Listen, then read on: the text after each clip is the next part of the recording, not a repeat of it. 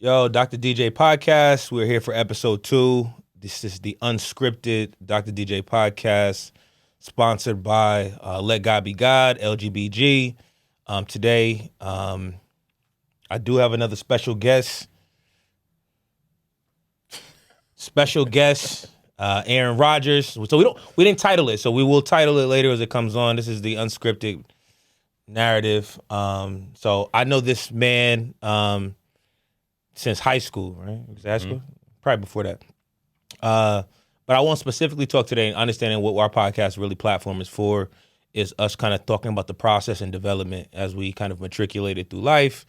And so understanding this man, not just through all the other accolades that he's accomplished, being a well-recognized, award-winning producer, but also recognizing him as a father, as a connector, as someone that's very down-home, grassroots, but also recognizing that you've been in all these multiple spaces. And so normally we don't just it's not a full interview, but it would be, what are things that you want folks to know about you that are disconnected from all the other accolades?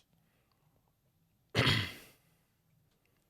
most important thing that I like to remind people all the time is that I'm a God-fearing man. Like, a lot of the times, like, my career and, like, the hype and stuff, it's like, that's what's entertaining. But me and my partner, Rashad, like, we really, like, just always highlight the fact that we God-fearing man, and everything we have is because of the grace of God, period. Like, don't get me wrong, I'm very ambitious, and I'm very goal-oriented, and I know that's a big part of it, too, but we like to just remind people, like, we won't have nothing if it wasn't for God, period, straight up.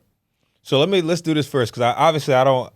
This is not a conquer and divide type. Mm-hmm. Shout out to Sha. I mean, we could have did both on the show. Right. I know I reached out to you first. Yep. But I love the fact that you highlight the fact that this guy being a God-fearing individual, and also recognizing that this is the mode of operation for me and kind of how I move through life. How do you balance that dynamic? That's not our initial question, but I think you said the point of, like, being ambitious and also being God-fearing. How do you allow those things both to rule in two places? I'm still learning. That's something I still work on to this day, to be honest with you. Like, sometimes you become too ambitious to the point where you're not feeding your spirituality and you don't realize you're empty until you kind of on E. And then you have those moments where you feel like your ambition just ain't doing it. You know what I'm saying? So you got to kind of go back to your source. But honestly, a good prayer life and surround yourself with people that, also have that, that respect and honor for God and their faith as well, which is kind of hard these days because everybody got different opinions on religion and things today, which is cool. But for me, I just got, I still go to church every Sunday faithfully. Like, I don't care where I am. I don't work on Sundays. I go to church. And it's been like that. I probably missed church maybe 3, 4, maybe 5 times my whole entire life, bro. Talking about the process, but you finding that in the journey, like not just as a practice and a habit. How did you find that in your journey as something that's guiding? Church versus it being ritual. Well, one, it is ritual. Like, I was born in it. You feel me? Like I ain't had no choice. You feel me? But then I'm blessed to the point where I'm gifted. You know what I'm saying? So my gift, basically, I use my gift half of my life in church. So it was like, that was my job and that was my, like, spiritual, like, battery as well. So after you get older, you start connecting, you start listening to the word, because as a kid, you really don't. And you grow up in it, though. So, after a while, you just realize, okay, like, this is my job, but this also is my source, too. When did you know you were gifted? ASAP. Nah, go like give that narrative if you can still remember the visual, because like that's Yeah. so like I said, from a podcast or anything, just what I'm on, understanding the process. Someone be like, I'm successful, like this. When did you know? Like, what was that sign? That was that kind of epiphany in your own experience that was like, yo, I'm gifted, I'm blessed, I'm in God's order, or whatever it may be. I realized that when I was a young kid, maybe like 4, 5, and I just understood music. I just understood it. I didn't know how to play it, but I understood it. I just understood, like, I can't explain it. I can't explain it at all. But it was like something that I just understood and I was so into. And then once I started touching instruments, it was a rap after that. And I got it so easy and I knew it. You just know what you know when you know it type. You feel me? I see. So I feel you, but I got to connect this, and I got to bring it back. So I grew up loving and appreciating. I think I probably was in high school or maybe high school or college, watching Ryan Leslie's videos, like self-taught artists that kind of found their niche, understand the cadence, sound, but then but just knowing I'm in my vicinity, but then recognize when it clicked. Like how does that work? Well, that's a choice. I think that's a choice when you know you got a gift and then you know you want to use your gift to make a life out of it. Because everybody got a gift, but that don't mean they want to particularly like that be the thing to pay their bills or to create, you know what I'm saying, stability for them. Because once you do that, now you got to work on your gift. You got to train it, you got to cultivate it, and that comes with discipline, ambition. So your gift is cool, but you got to really, be able to cultivate it, and that takes. It ain't easy. That's the perfect segue, because I remember either whether I said this earlier in the week, when you figure out your potential, but then recognizing the potential, so you always got to work on it. But also recognizing that you was given a gift for it to be stewarded. Yeah, right. And I say that folks understanding, like, recognize maybe, and I think for a lot of folks and even for yourself, like when you do a lot of things, understanding what are those particular gifts that God gave you and how to steward over. Because the reality is, like, I'm saying, or I'm expressing that I know I got this gift as a blessing. I'm better than other folks that I'm not even working on it. Recognizing that now this is time for work and stewardship over this thing. How do you decide that? That was probably when I was like, let me say this. Like, my gift, I had tiers, right? Because, like, I'm a musician. I was a drummer, musician, producer, so it was different times. So, like, when as far as producing, I made that decision probably when I was around 17. Like 17, 18, like around then I was like, because I was drumming in a marching band. But, you got to make a life out of this thing. You graduate from high school, try college for like a semester. And then I was like, okay, I got to make a choice, right? It's like, am I going to continue to play on the road for artists because that's what I was doing at the time? Or am I going to transition to being a producer? And if I am, you got to commit to that, right? So I had to commit. All right, you have a gift of music, but now you got to train yourself to be consistent in producing. Like, you got to be persistent and consistent in producing. How am I going to make money off this? Because right now, the only way I'm making money off this is gigging, right? Playing in Hole in the Wall Humphreys and this church, You said Hole in the Wall Humphreys. Facts. Like, you know what I'm saying? That's how I was making my bread. But I'm like, okay, how do I make a career now, right? And then I had to just say, all right, to all my boys and everything, like, I ain't gigging no more. I ain't hanging out no more. I'm just sitting in the crib. And I'm going to figure this producing thing out. And that's like sacrificing your whole life, like your whole social life. Do you think God gives you gifts to monetize or for a career? I think God gives you gifts so you can create something to help others. I think monetization is something that's like, it comes with it. But I don't think it's supposed to be, the whole thing. You know what I mean? Like, I make bread, that's cool. I mean, I take care of my family, what's up? Like, you feel me? But that's me. That money's for me. What about all the other power I got within my gift?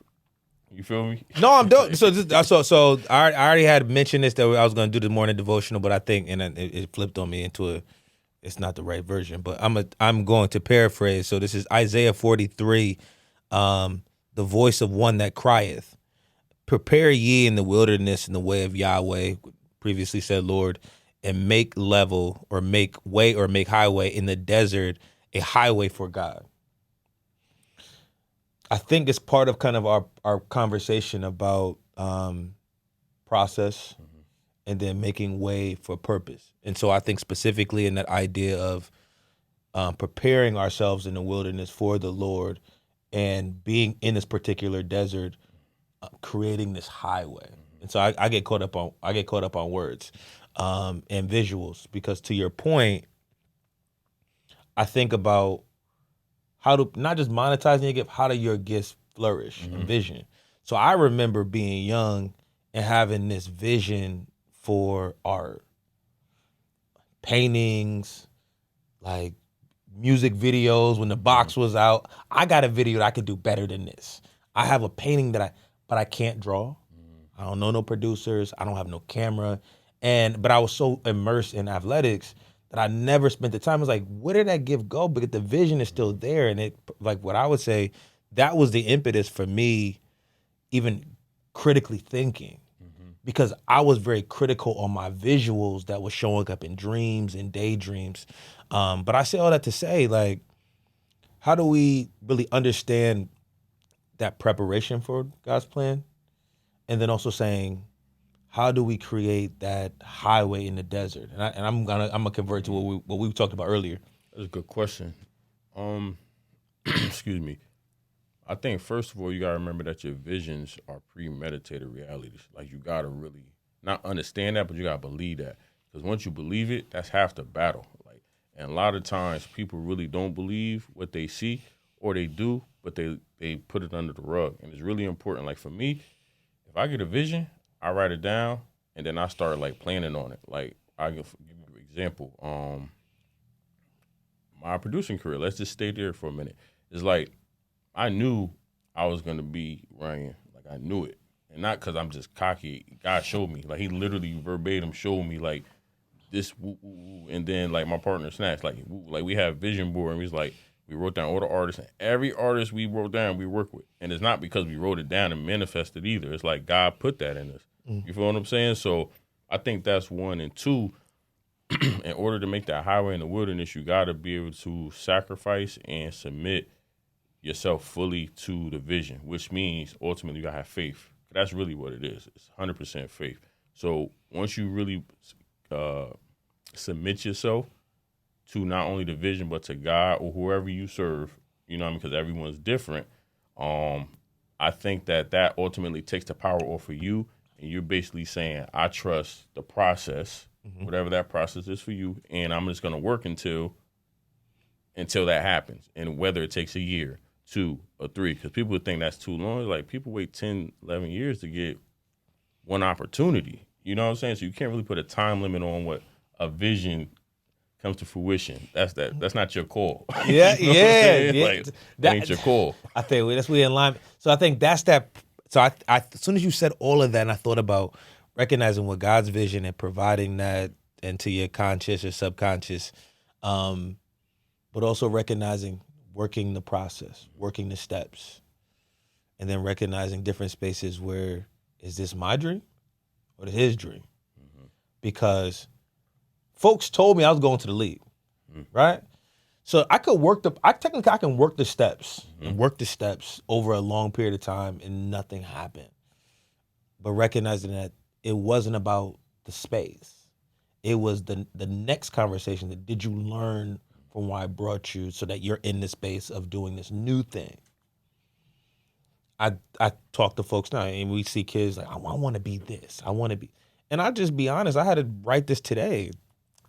The hard part about the work that we do is also resemblant of something that we were, not say dismantling, but also trying to recognize that there's a vast array of all the things that we do. So whether I'm an athlete, entertainer, or anything else, that I want to be the owner of my brand. I want to be able to have other meetings about different areas of production and marketing. And I think that was a learned lesson because I fought the industry where I'm like, when I'm having combines, but if I'm talking about athletic exploitation, bodies on chopping blocks or meat racks and the sale of slaves, I really was having a conflicting reality saying, how do I do this differently? Because I know I'm here to do this in the right way and move folks to it. How do I understand the signs and gifts in it? Because I was like, yo, I can't keep doing a combine and telling the kid to strip down to his stuff and do height and weight because it's resemblance of something, even though it's transformed in some supportive thing because it has a black face. Right. It doesn't make it that right. Trauma's still connected to it. I'm socially traumatized, and I'm saying in that next verse, they said what they said. The next generation will be haters, or they'll be non-lovers of knowledge. I'm saying, I'm probably butchering it, but the reality, they will not be lovers of knowledge. Right. So they don't have trauma because they're absent of this thing. But I'm experiencing and saying, I can't walk you down this path that can be detrimental at your next level. Right. I need to educate you on the process of what we've been through. And I'm saying, for you being in the space and in the industry, how do you navigate that in your own sensibility of saying, like, I want to create this word? I don't really ever become conflict. I mean, it's just God know my heart, man. You feel me? Like I can't control everything, man. Like one thing I decided long ago is like I just focus on what He give me. You know what I'm saying? Like and the other hurdles or the other things that's connected to negative, history or things to us, especially in the music industry. I don't agree with it, but I just feel like God gave me the vision for fight my battle the way He tells me to, which is, help my community and do the things that, we do with our school or the Black Wall Street Festival, things like that. And I feel like, one man can't change the world. The only person that could is Jesus. And He done did His thing. He did, He did His thing. He did. You feel what I'm saying? He did His thing. But nah, I don't want to say I stay humble, but I keep humility in my heart. And I just stay focused on what's on my plate, bro. I think you said something that had a sense, because I got that same feeling. So when you say, I stay humble, but nah, what do you mean by that? I just feel like it's important. Like for me, I'm realizing that if I downplay myself, I'm also putting a cap on showing other young Black people what they can accomplish, because I'm trying to stick into the status quo of a respectable young Black man versus like I'm just a nigga from the hood, bro. Like you feel what I'm saying? Nice. And I could do everything I did and more, man. Like at the end of the day, and I'm no different than anyone else. I just put my mind to it. So I just feel like I have humility in my heart to know that it's not all because of my actions, but I'm confident enough and I know my worth to be like, it had a lot to do with my actions too. I'm gonna say, is this a hard? I mean, this is humble and this is being confident in the skill that you've been blessed with. Is it wrong to say? And I've experienced this, when just because you did it, they can't. Versus saying, were you given particular gifts that allow you to do something to at least educate or mentor them to something else? I mean, I could probably I can reword that. Yeah, you're So what I'm trying to get at is that when we are so used to humbling ourselves because of the things that we acquire, to say like, just because I got it, our drive, our passion is different. So I'm not gonna say everybody could get this, because I still have to recognize that my gifts were given for me to do something particular in the way how my skills manifest across its array together. I'm not saying that they can't get here. I'm saying, but the journey that they need to do is different. And that's why we focus on the process, because I can give you a skill that I have, but that's just because you got that don't mean that this is going to happen, because it might have been in language. It might have been conversation. It might have been mannerism, how you walk in the room, how you carry yourself, because I can't fully coach your life. That's why I get to, like, in mentorship, focusing on the process, because I don't want to tear nobody down that look like me and say, listen, just because I'm here, you can get here. But I'm saying you can get here, but you got to get here, and we got to navigate it in your own way.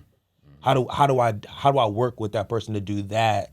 Because I'm fighting that humbleness, being like, yo, like, I'm qualified. And I'm qualified because God kind of ordained that thing for me to be qualified in the space. And I can walk with a level of umphness. That's what my pastor say. You say you walk in the space where you are light. You're lighthearted, but the ground still shake. Facts.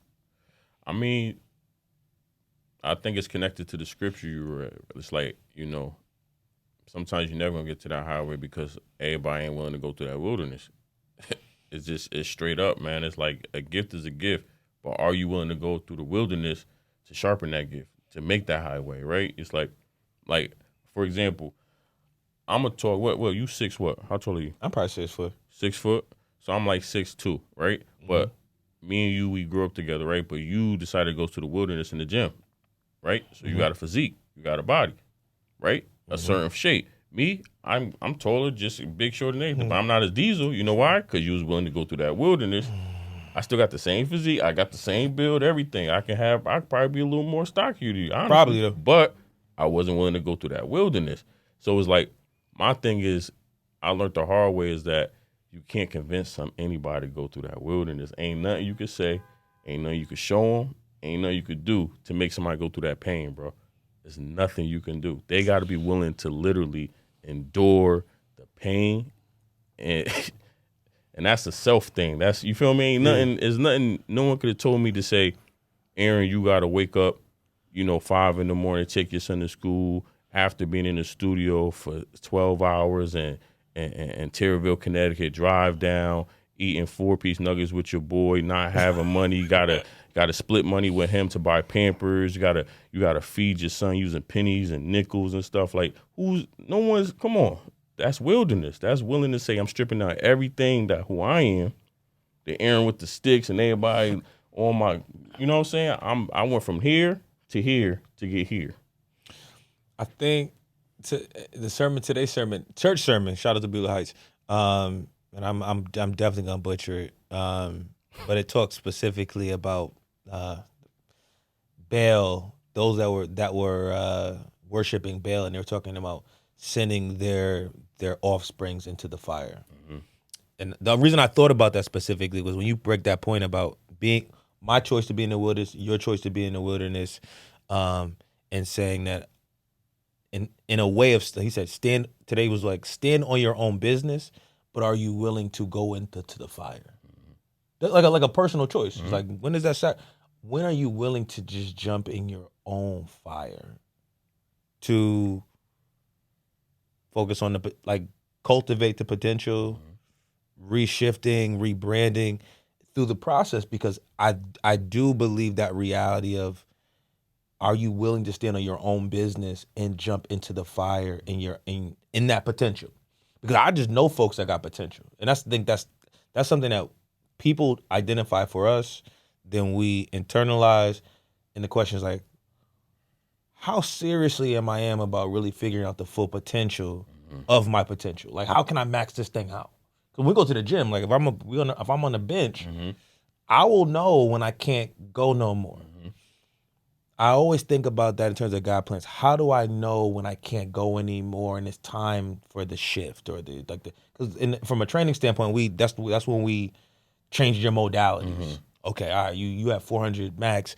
Okay, we need to do some other things to try to accentuate where we try to get to, so we can get these gains. Right. Because I think God's blessings, when you take it to the next stage, it's not just 5 or 6. He's like, he'll give you a jump. He said, but the process is, you're going to have to stand in this thing, because I'm going to close the door real quick in the process of, I know where I'm going, and then to pivot and say, all right, get in this lane right now, and it's uncomfortable, and stand in the fire. I mean, it's tough. It's tough, bro. Like, every level you go on, I tell my students at the academy and anybody I'm just like, mentoring, I tell them, like, every level you go on, you're starting at zero. Always remember that. Like, when you're playing a video game, you go to that next stage, you're probably going to lose it 10, 12 times before you figure it out to get to the next level. It's the same thing in life. You got to go through that fire every single level of life. So it's like, you got to be able to, like, sacrifice, man. It hurts. It's more pain than anything. I'm going to be honest with you. Like, in this life, and it's not pain as far as, like, sadness or, like, depression or, you know what I'm saying, things like that. It's more so, like, bro, pressure, man. And you have to get comfortable in that, right? You have to get comfortable in that. If you look at, I'm not a A+ student in, like, church or anything like that. I'm a church boy, but you know what I'm saying. That's why I got to preface what I don't know. Yeah, I don't know it, but that don't quote me. But from what from what I took from the years of church, is like every story, man, went through some trial before the triumph came, period. Every time. You know what I'm saying? Like, that wilderness you talking about. How many stories we know in the Bible we heard in sermons? Wilderness is every one. You know what I'm saying? Because you had to what? Strip down what you think you're capable of and give it to God. That's the only way you can activate your real power. When have you ever put yourself on trial? A day. I'm hard on myself. Sometimes too hard on myself. Real talk, to be honest with you. I think I'm so hard on myself, it's counterproductive sometimes. You know what I mean? Because it's like I'm with you. I'm on it. You know what I'm talking about. I'm too hard on myself, man. But it's just, I think it's excitement too, because it's like I know that it's real. So it's like I work a little too hard, and I'm unbalanced and things of that nature. But every day I put myself on trial, man. Every day. I'm gonna throw this out, and I think this is probably you giving me this realization that God's plan is not always exciting until He answers. Mm-hmm. So when He's not talking to you, you just I know what I'm supposed to do today. I'm a lolly. I'm kind of just that self-talk, putting myself on trial puts that fire. Mm-hmm. And I asked that question probably for myself too, because I need to put myself on track. I need to be accountable. Mm-hmm. That's a fact. Because in my walk, in my faith, it's like the guy say, I need you to have the fear of God. Mm-hmm. And recognize like, all right, well, is the fear enough for you to make the decision? If you don't have the fear enough to make the decision, you're going to need something else to just try to keep you accountable in that walk. Because I think once you're just in this fear and disarray, it will make things a lot easier. But I ain't there yet in my walk yet. Where I'm like, I know what I'm supposed to be doing, right, but I want to be completely like in line. Even though I know I'm like it's gonna be an imperfect thing. So now I'm banging on myself. And I think we started this healthy balance of my ambition or our ambition in the world in terms of where God's full plan is, and recognizing like the signs and synergy for things for purpose. That's where I'm at in life right now. I'm trying to figure that out. Like, deciphering is this my ambition I'm moving in, or is it God? Like, I don't know. Like, I really don't know right at this point in my life. I don't know. I know that the visions and the plans and goals I have is given to me by God. But I don't know if the way I'm trying to accomplish them, I don't know if it's particularly God walking with God, or that's my ambition, my ego, and not a nasty ego, but just period. Just like I'm a hard worker. You know what I'm saying? That I don't know if it's, I really don't know at this point, because sometimes, you know, I'll be at home, man, but like, I don't know if I can get up tomorrow and do this again. Like, I'm going too hard. But then that, I don't know if that's God in me or me to be like, man, let's go. Like, you got this. Like, so I don't know right now at this point in my life. I really don't know. And that's what I'm trying to figure out, bro. So I think that's a good question. So I think a lot of folks are like that are listening probably may have that experience. And so and you maybe just talking through it right now as a process. In the I don't knows, what do you do with the I don't knows? Keep working. Talk about the process. I mean, like for me, it's like, one, you still pray, because you got, like you said, what do you do in the interim when you're waiting, right? Mm-hmm. So me, I keep working. One, right? You don't sit idle. You keep working, because at the end of the day, you know what you need to accomplish anyway. So either if you're doing it right or wrong, you're still going towards the mark that God gave you.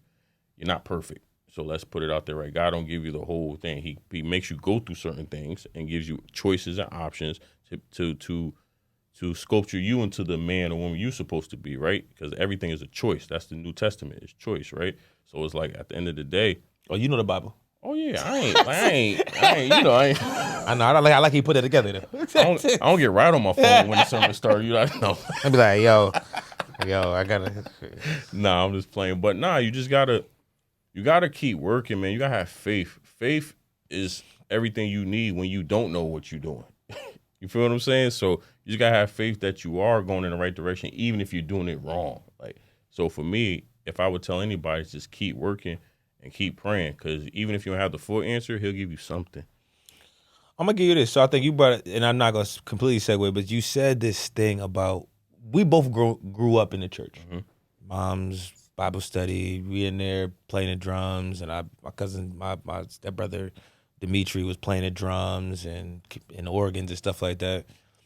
For those that did not grow up in the space, because honestly, I understand faith by just corporate prayer, just sitting and watching, whether I was running under the pews or not.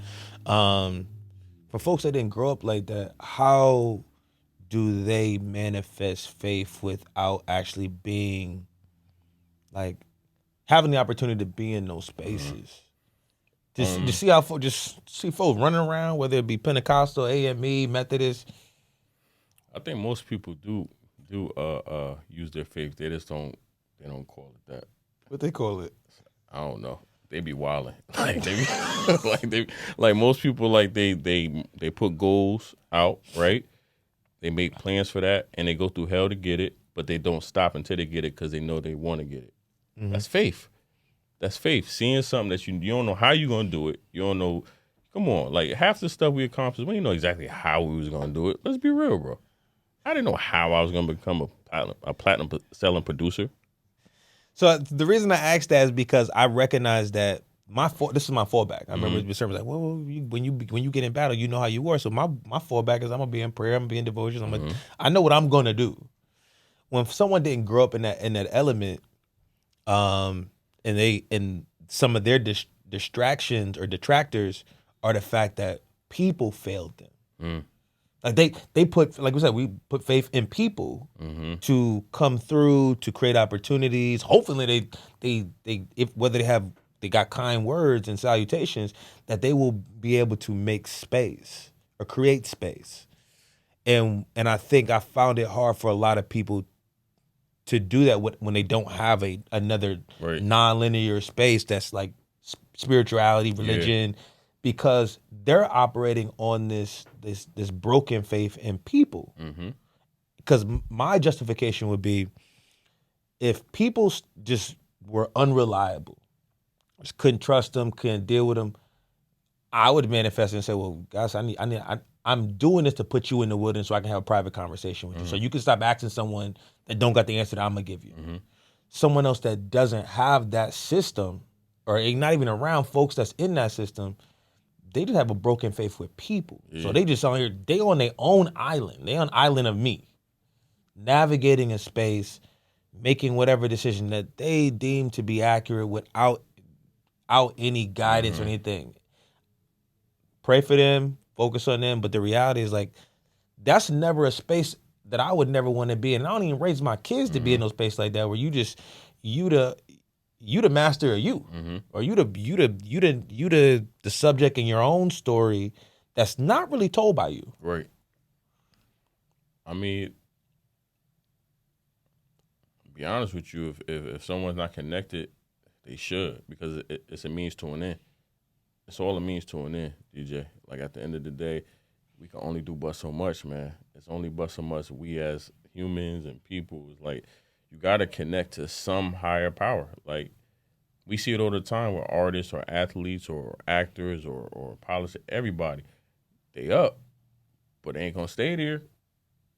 Because at the end of the day, it ain't them that got them there. Let's just be real, right? And until you educate yourself, just like you, right? It's like in business or anything else, you have to connect yourself to the next level. You can't do it yourself. Like you couldn't become a doctor by yourself. You couldn't just say, okay, I'm Dr. DJ, straight up. Straight up. You can't do that, nigga. You had to go to, you feel me? All the things you had to go through, right? So it's the same thing with everything else. It's like with faith, you got to connect. You have to connect. If you do not connect and educate yourself on how to connect, it's only a level you're going. It's only. I'm telling you. That's the key process, and even just navigating where we are currently going through the past, thinking about the younger folks that could use that. Because I have to be honest, like I came here on Tuesday, and I just said to myself how thankful I am because I watched God set the stage. Like not a whole production team, He set the stage. He set a day where there was disappointment, and He was like, listen, I'm gonna throw some tests out here to just see how you move. He said, I just need you to see if you just get through these different checkpoints, so I can show you how the stage was really made. And so I think I get fascinated and get enjoyed with life, because where else will we go? Because I know that the gift, as we talked about before, the gift is not for me. What are the next things that God has kind of put in your plate and plan in terms of setting the stage? We already know we did the Black Wall. What other visions are there? I know some. If you can't talk about, it, you gotta. I mean, no, the Black Wall Street ain't even fully like I ain't see it. I need a table. Yeah, like that was that was that's not even half the vision that God gave us for Black Wall Street. Talk about it, man. I can't because it wouldn't even make sense. You feel what I'm saying? It's one of those things you just gotta like put it like this. If I would have talked about it last year, it wouldn't have been what people experienced. You feel me? They wouldn't have seen that, what they experienced. So, I realized that sometime in my career too is like, stop trying to explain it. Just because you're wasting your time. Because how you gonna explain what God gave you to someone else? It's impossible. It's literally impossible, right? So it's like, and then what happens is when you put it out there and they don't support you the way you expect them to support, now you mad and this and that, and it's like you messed up. It ain't them because it ain't theirs. It's yours, right? So like this year, it was tough for me, Black Wall Street, because I took a lot of the brunt myself, and not because I didn't have help. It's just particularly like the people that were a part. They did the best that they could because they didn't know the level that I particularly wanted to in the to vision, see it, right? So it's like at some point the child in me, the child of God in me was like, I was mad, right? But then I had to realize and pray, like, this is not their vision. You're trying to get them to manifest. You should be thankful that they're even here with you. And that's that. Mm-hmm. You should be thankful, 100,000% thankful to every single person that even helps you that day in any capacity. And that's just that. You brought all those people out there, those businesses, and everybody that helps you. It's a blessing, and that's all you can ask for. And guess what? You ain't dead. You made it through. I barely made. No, you made it. No, you got. I was out there. Like we got rid of all them chairs. So that was one of the most stressful days of my life, but it was the most beautiful days of my life as well. So I'm not gonna tell the full story of how that manifests, but I will say is that me and Frank were leaving Anchor Spa. Shout out Anchor Spa. Stop doing that. And then we were walking across the green. He said that he had left his shoes out there, and I saw you. And I saw you. All I saw was a silhouette of your posture, and I think Adrian was out there too. And I was like, they need help. I messed up bad, bro. No, but I say this in many spaces of thanks and recognition that God creates moments for people to be in the right place when you need them without just whether you was in consecration, just in prayer, or just in walking. Like the answer about to come, and I'm not saying I'm here to be the no answer. I ain't AI or nothing. It was just that moment where it was like, got it. This is what's called for versus some other system that needs to come in, and I was like, we got it. It honestly, in retrospect, it didn't even take that long. No, it didn't. Once we got it down, and I'm great at Tetris, so I packed the truck up like perfectly. Nah, real talk. You saved the day that day, man. Because after that weekend, and we had I think 200 vendors and over like 300 tables and tents, all that stuff, right? And everybody left, and me and Snatch looked on the stage like we did it. And we looked out the field, we was like, oh my God, we didn't hire a breakdown crew. And when I tell you, like, my heart was like, whoa. I was like, oh. He looked across that vast land of just the entire green. Tables and chairs. He was like, oh. I was like, this a lot out here. But that also, that's that humility. It was like, you and Frank, you know what I'm saying, me, Snacks, Marcus, you know what I'm saying? I was like, this is what it's about. That's what it's about. I thought it was important that we saw it and did it, and we all grew up together. That's why it made more sense, like out of like the old movies of just watching, like, nah, you good. Like, don't even worry about this. Like, it was appreciated, man. That was one of the most like grateful moments of my life. Like, I'm blessed to have good friends, you know what I'm saying, and good people around me and good relationships over the years. So it was like, that was one of them things, like being a good person pays off. Do you think, I don't know. God working multiple seasons. I just recognize, and I just get that just directly to New Haven as we're closing out. I think when I see folks now, I ain't gonna name my age, but we up there. You up there? I ain't up there. You're not far. We was in school together, so you can't be that far off. Like, unless you a child prodigy. But to see folks where they are now, like even when I've done the Athlete Alliance combines and recognizing having folks that just want to show up. KB is somebody, having older individuals like Gary Moore, Dow Brown, Huggy coming through, Slay coming through, Malcolm Welfare, Key-Rome Lawrence. I can name other folks that were just there, Frank Brady and Rob Felder. You got folks that show up and want to show, and we all grew up as kids together. I think that God did a great thing on a lot of individuals. And also I think that at that time it was a different time. Like, I can't speak for every congregation that's happening across New Haven, but the youth group is absent. Yeah. Because I just recognize that I think when we had church leagues, church basketball leagues, church baseball leagues that were outfitted where you get 12, 15 kids, boys, girls that were just in different spaces. Recognizing that young adult's presence is not there, I go where I go with my daughter, like, and I don't need no parent forcing me to go there. But I'm saying they are inundated with this thing, not just I'm saying as a practice, as a foundational habit and tool that I know my child would need when that test comes. Because if you really called, somebody gonna bang on that door that's going to be a distractor for that for that life. And so I just recognize other kids like, I don't want to ever be in no nomad space where kids like, hey man, you not, when you don't have a relationship, they don't test you as much. So when you just doing what society tell you to do, you ain't got no rails. And you don't even know how to set your rails up besides like social discipline. Where I'm like, your will is no stronger than God's will. It's a fact. That's a fact. I mean, you got it. I feel like one of the biggest problems with this generation we in now is it started in our generation. And I think it's that when social media happened, it turned a lot of people into their own, like the system broke, right? And when the system broke, now these kids, like for me, rest in peace, Mr. Newt, like Newt used to pick me up. I'm walking home from school. He picked me up, put me in the van. We going to play ball. Where you see that at now? You can't.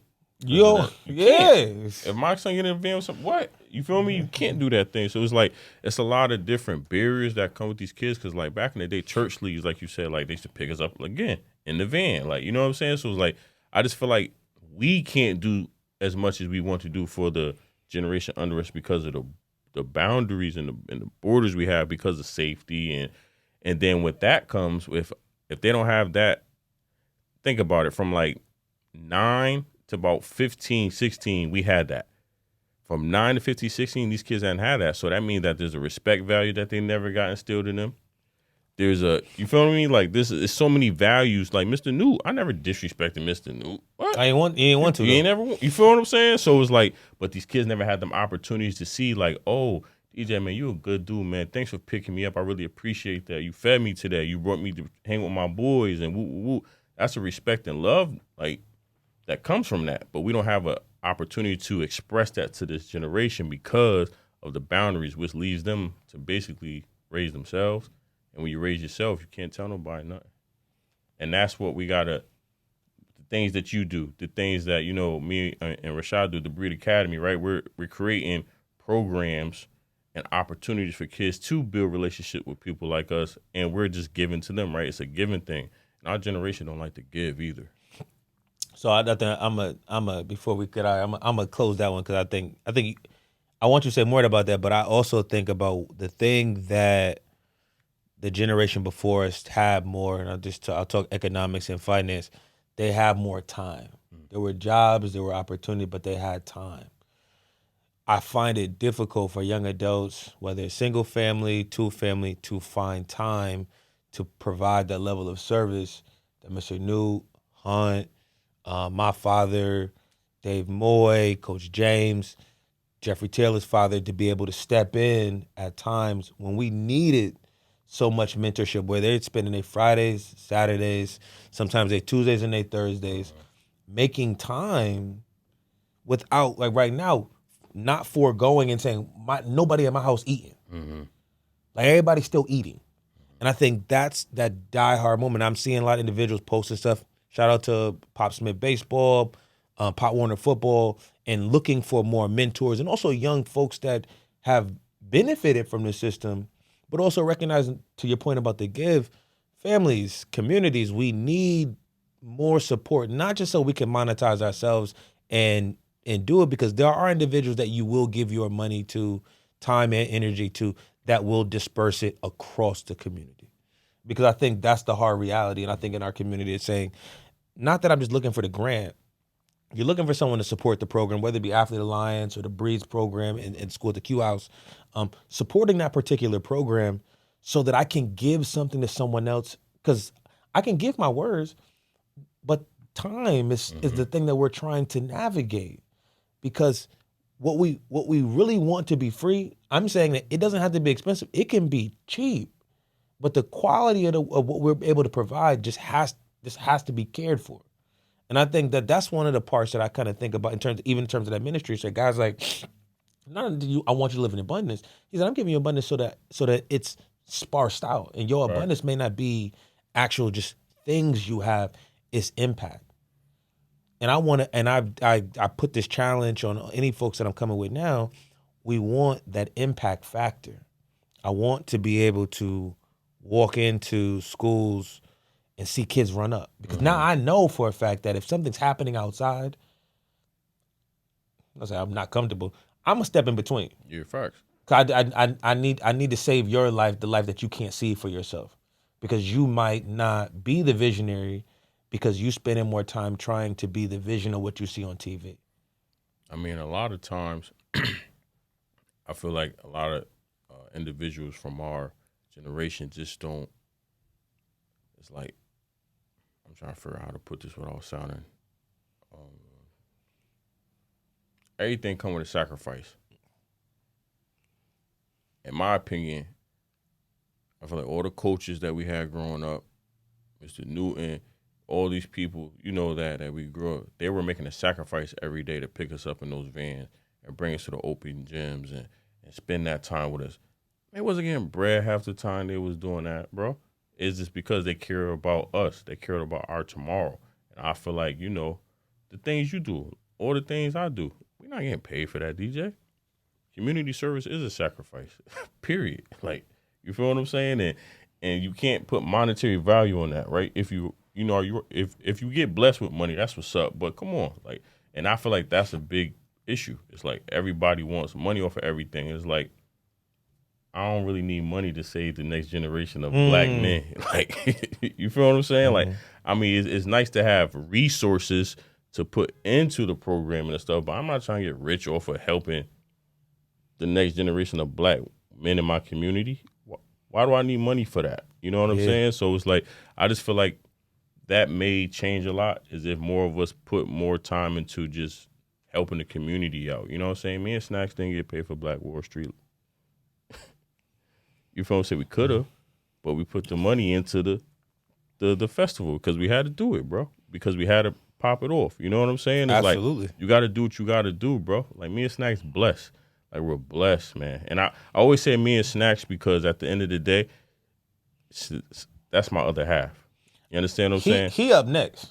Oh, yeah. You feel me? He up here next. Nah, facts. That's my other half. So that's why I don't leave him out of anything, because he was in that wilderness with me. You feel me? 24/7. And I think that's also a blessing to have that.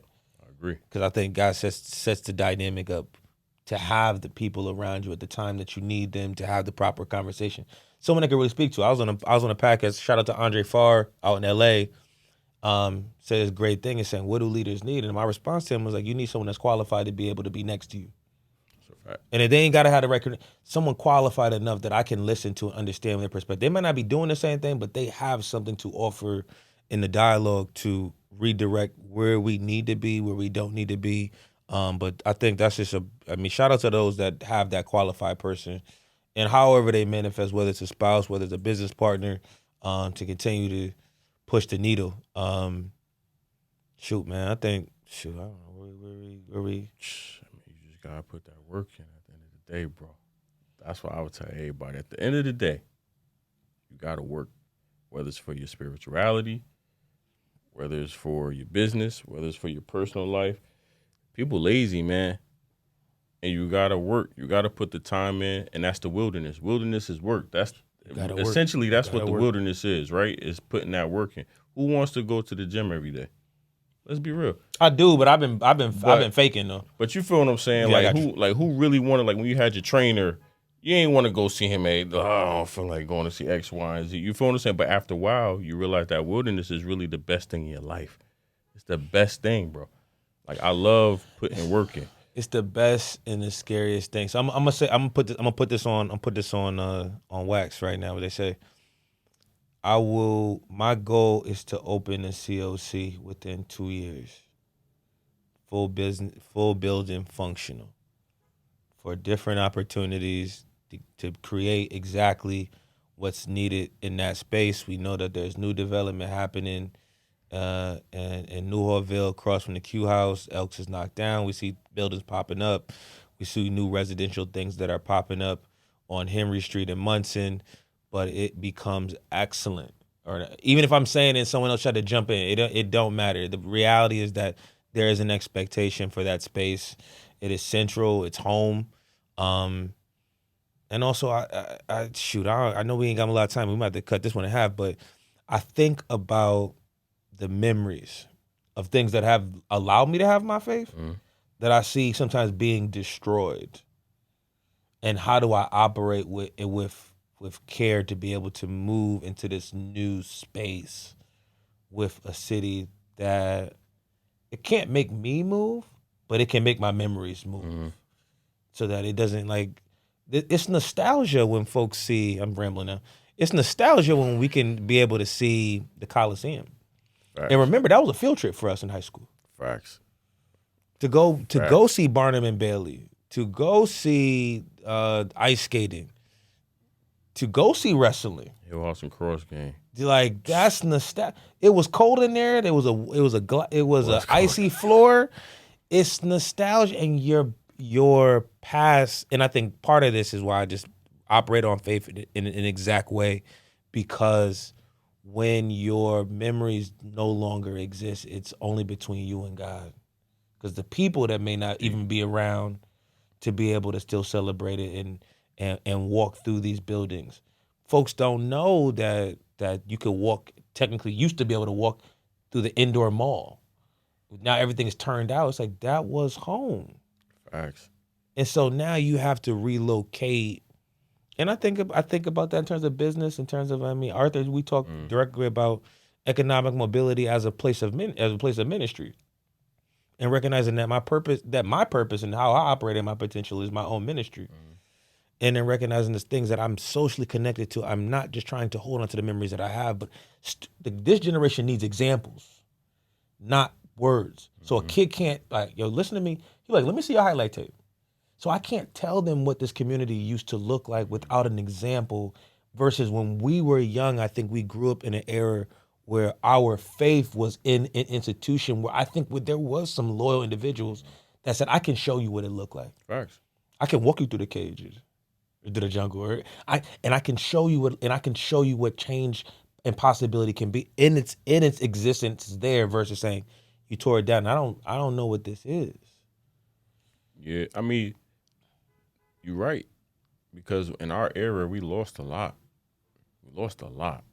Like our whole identity was essentially taken away. Like culturally. Yes. Like New Haven culture. Like people say there's nothing in New Haven.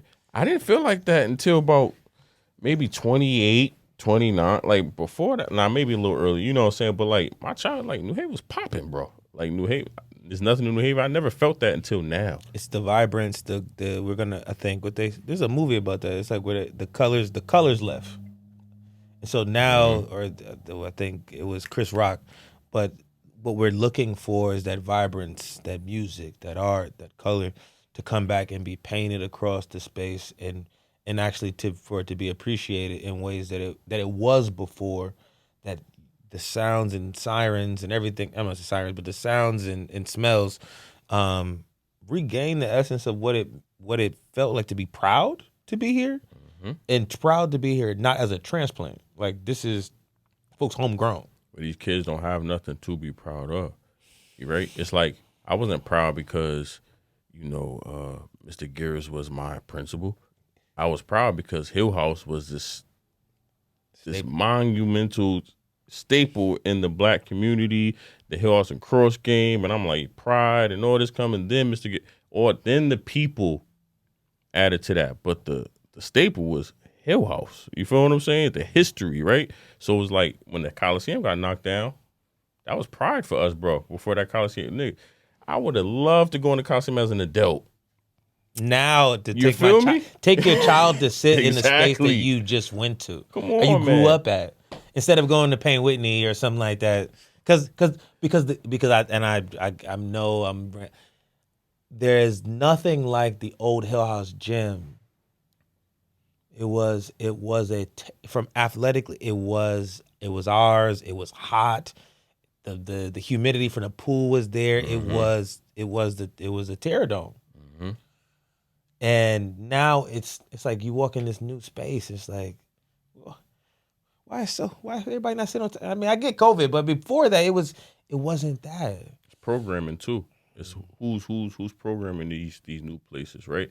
And is it to the point where it's cultural enough that the next generation can thrive off of? Because a lot of the times people build stuff, but it's not the building that makes it. It's the people who are running the building, people who are creating the things within the building. So I feel like a lot of the programming out here is kind of disconnected too. It's like they're not even trying to hear these kids out. Because a lot of the time these kids are a lot more intelligent than we let off. You know what I'm saying? Like, we weren't as smart because we didn't have technology. These kids know what's up, man. And you got to give them the platform, the opportunity to build on that. It's not so much us telling them what to do. It's more so us giving them the resources for them to figure it out themselves in a safe and conducive way. And if they do go the wrong way, we can help them do what they do. But we don't have to, like, niggas was tough on us back in the day. They was real tough on us. I got an idea for you. So I already put the idea about the COC. Next Black Wall Street, that weekend, you got to do a Black business tour. It's funny you say that. I'm gonna tell you. Oh, I got good ideas. I'm gonna tell you where he said that. So Black Wall Street this year, you're getting exclusive too right now. All right, you're getting exclusive right now. We ain't even put so that means they got to stay to the end to listen to everything. I'm gonna put it like this: Black Wall Street will be a week this year. It's not gonna be just a weekend, and it will be, a lot of other events that can help empower businesses, people who want to start businesses, and just people who want to be entertained and have a good cultural, experience for a week. If you're Black, you know what I'm saying.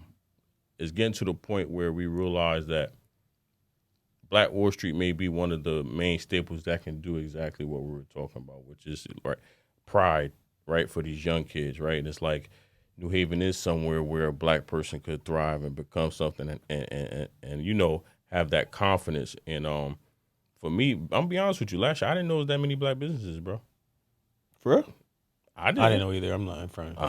We had 150, but we also had another 100 that waited till the deadline. I was one of them. I called you. I know. It was out of my hands. It's out of my hands, DJ. But that's 250 Black businesses. You feel me? Yeah. And that was the people that was up on it. A lot of people were stunting on it because they didn't know it was going to be popping. Let's be real. I knew it was going to be popping. You feel what I'm saying? So it was like, I'm just excited the fact that, God has gave us the opportunity to create something for Black businesses. Because at the end of the day, Black business needs as many resources as they can get. I'm still putting that a trolley. A trolley? So because you still do the New Haven tour right now. So you kind of walk, but the little bikes. Oh yeah. You put together them things as a caravan, and they go through the town. I wish that more Black businesses had brick and mortars. That's a big. That's the hard part. But I see that that's part of the political agenda that's currently there. So that's something that folks should have had better opportunities of going to these city hall meetings and having conversations about this. In terms of, and I say I'll take this on in terms of that is some individuals' ministry. I do believe that's probably Arthur's ministry in terms of creating these opportunities because it's not as visible because we are the city is stratified in a particular way where you don't know where these particular businesses are. And there's a businesses that are just not in New Haven. There's some Waterbury, Hartford are coming in town, but recognizing like where do you go? But where were these particular landmarks? I go back to Unique Boutique and Huckabee's and recognizing when they were on Orchard and Whaley. I'm gonna say or not. I'm Henry and Whaley. Yep. Dixwell. Recognizing the Freddie Fixer, like in their participation. What other black businesses? I mean, But those are people that put themselves out there. I feel like a lot of black businesses want to be successful, but they're scared to put themselves out there, right? It's like there's a 50-50 chance that you will fail. Like maybe 60-40, maybe 70-30, to be honest with you. You feel what I'm saying? And I feel like that's where that's being black in general. you feel me? Like you got to put yourself out there, especially with a business. You know what I'm saying? So I feel like if a lot more businesses, but that's why Black Wall Street's so dope because it allowed businesses to make a large sum of money, and then that almost like puts confidence in them. Like, oh wow, because essentially it's a brick and mortar that day on the green. Mm-hmm. So now you're showing them like, listen, if you have somewhere where people can come find you on a regular basis, you could make the $10,000 all the time. It's really get involved in big places like this that think about what that rent is going to be, and because they're a reflection of the larger inflation rates that happened from black businesses in the 80s. And so coming to 2023 now, what does a brick and mortar cost in terms of what you're gonna put in here versus that number? Why is that number so high? Because now it only becomes residential or an apartment complex because what I'm trying to do requires I got to come in here with a cohort of 6 other businesses so that we can make this thing run. And I think part of that ministry and all the things that we're doing, just kind of talking about God's plan, and for folks that are listening and recognizing this, figure out what your plan is. And in part of this conversation that it resonates with you in that way, please like reach out to those confidants and other folks and reach out to us, give us comments and feedback because that's what we're here for. I mean, the reality is that this podcast is here to really focus on the process of development, leadership, mentorship, through understanding our spiritual journeys, and also just the actual journey. So folks that have not even figured out their spiritual journey yet,